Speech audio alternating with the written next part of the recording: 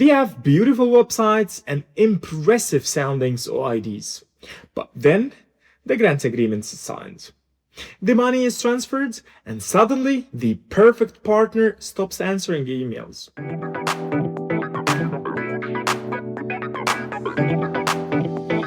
Welcome back to the Alfa Edu Blueprint.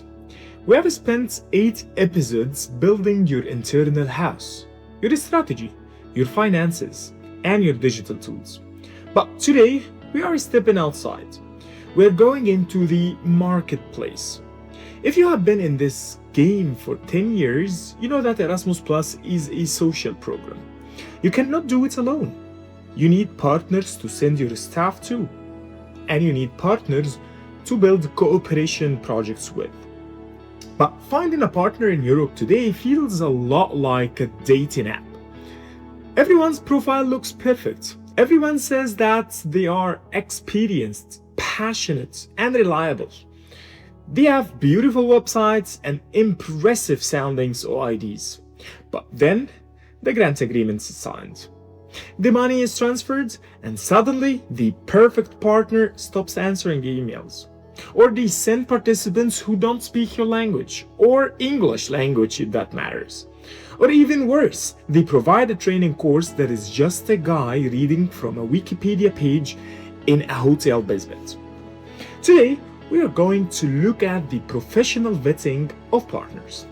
I'm going to show you how to look past the marketing and see the operational reality.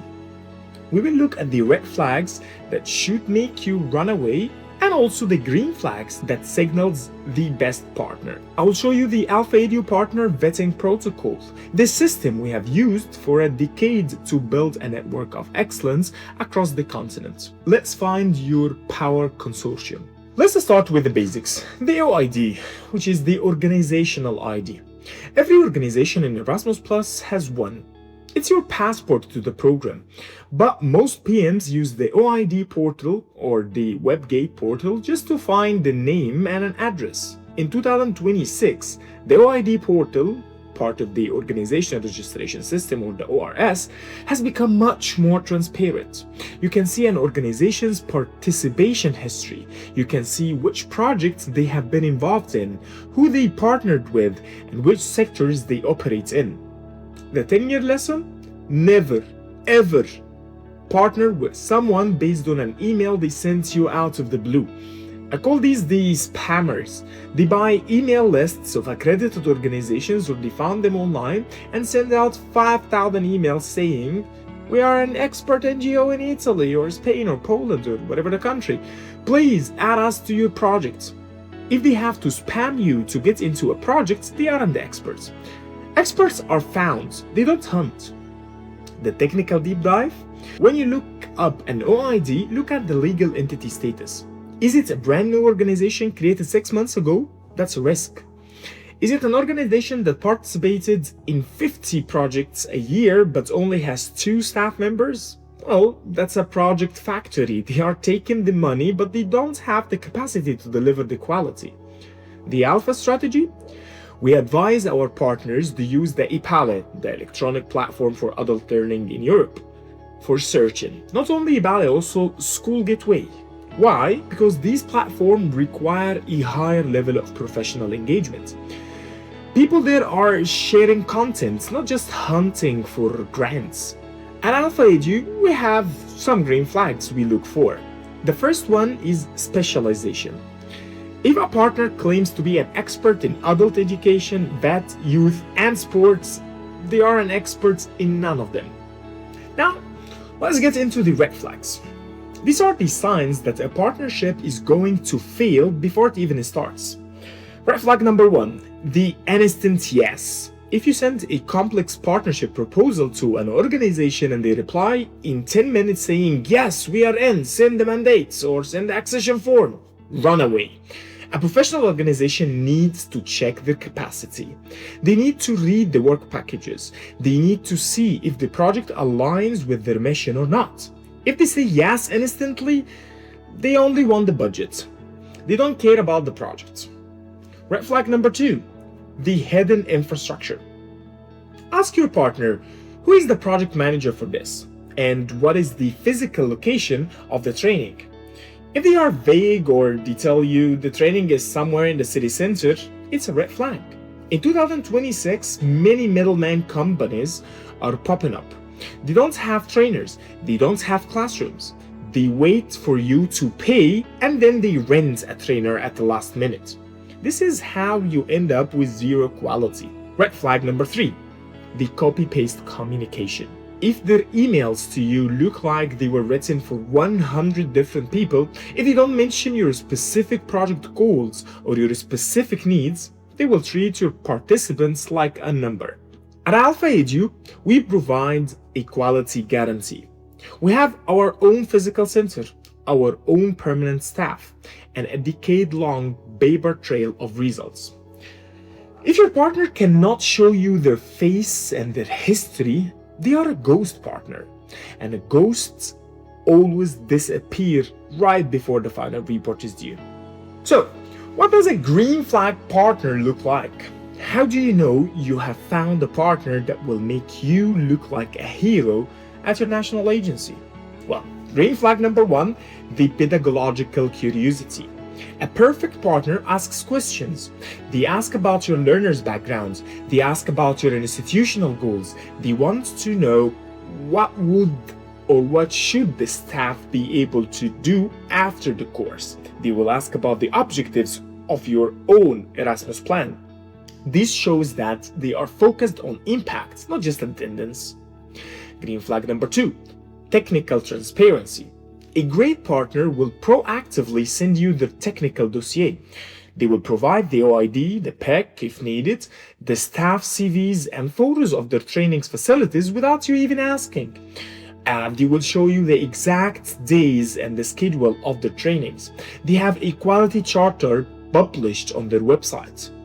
Green flag number 3, the Erasmus Plus language. Listen to how they talk. Do they mention the horizontal priorities? Do they talk about inclusion? Do they know the difference between a learning outcome and an activity? If they speak the language of the 2021-2027 program, it means they are invested in the system. The Alfa Edge, we consider ourselves as a green flag benchmark. When we start a partnership, we provide a step-by-step logistics guide. We provide the learning agreement draft before you even ask for it. We ask if you have a specific template that the national agency viewers wanted. We show you exactly who the trainer is and their years of experience. The ultimate green flag is proactivity. If the partner is leading the process, they are saving you time. And in Erasmus Plus, time is the most expensive resource you have. A partner like Alfa Edu doesn't just participate, we elevate the entire consortium. It's time for the Alpha audit. The scenario. You are the lead coordinator of a Key Action 2 cooperation partnership. You have 4 partners from 4 different countries. One partner was found in a Facebook group. They seemed nice, but now, 3 months before the first work package is due, they have stopped responding. No emails, no Slack messages, no WhatsApp, nothing. The mistake, you didn't have a partnership agreement with termination clauses. You assume that because the national agency approved the project, the partners were vetted. The audit, the national agency doesn't care that your partner is lazy. They hold you, the coordinators, 100% responsible for the budget and the results. If that partner doesn't deliver their 25% of the projects or 20% of the projects, you might have to return that amount of money of the grant back to the national agency, even if you have already spent it or they have spent it. The Alpha solution? This is the background check phase.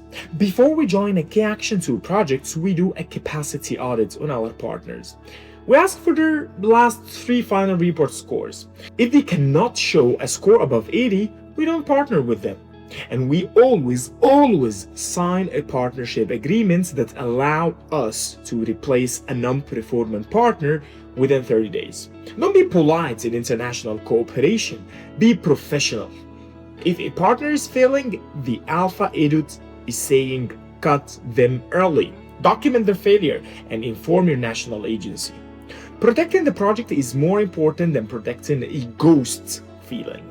In the end, Erasmus Plus is about trust, but trust must be earned through transparency and track record of quality. In 2026, you cannot afford average partner. The competition is too high and the audits are too strict. You need a power consortium, a group of organizations that push each other to the better. At Alfa Edu, we have spent 10 years becoming the partner that everybody wants to have.